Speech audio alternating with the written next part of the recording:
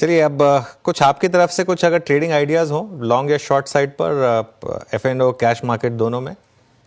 तो देखिए, कैश के स्टॉक्स में बहुत बड़ी संख्या में बाई की लिस्ट है, पर सब में अगर एक पुलबैक आए और वो हायर बॉटम्स बनाए तब हम बात करेंगे। कि मैं आपके पास वीक टू वीक आई जाता हूँ। Bajaj finance, Bajaj Finserv, very unpopular opinion, हमारा कॉल इंटैक्ट है।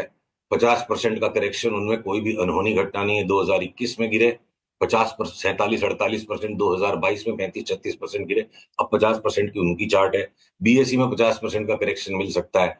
ये भारती एयरटेल और इंडस टावर जैसे स्टॉक 20-25% गिर जाएं, और अगर रिलायंस बेल वेदर है और ये 1300 के आसपास से घटते घटते अगर 1000 आ जाता है, तो ये एक्सेप्शनल मौका है, एक्सेप्शनल माहौल है इस वक्त बाजार का।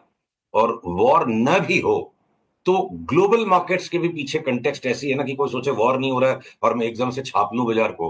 वॉर, ये शॉर्ट स्क्वीज रैली चल रही है लास्ट 2-3 दिन से। जो 2 दिन से शॉर्ट स्क्वीज हो रहा है रोल ओवर के बाद से, कि जिन्होंने वॉर की खबर सोचकर बेचा है उनकी शॉर्ट स्क्वीज हो रही है। तो एक फाइनल बॉटम की जो टेस्टिंग बाकी है, मे भी ग्लोबल मार्केट की थीम के साथ हो जाए। तो जो चार्ट्स के हिसाब से इंडिविजुअल कंपनी की खबरों पे हम नई पिक्चर को जोड़ रहे हैं, तो हम रिलायंस को शॉर्ट करने में परहेज नहीं करेंगे। चार्ट के हिसाब से जो भी उसका स्टॉप लॉस होगा हमारे सब्सक्राइबर से डिस्कस होता रहेगा। एचडीएफसी बैंक, वो सारे सारे प्राइवेट बैंक्स, दोनों लार्ज फार्मा स्टॉक्स, रिलायंस, ये सारे बेलवेदर ही हम बेचेंगे। एफएमसीजी, आईटी हमको बेचना नहीं है। और लॉन्ग करने के लिए अनुज अभी हड़बड़ी नहीं करनी है।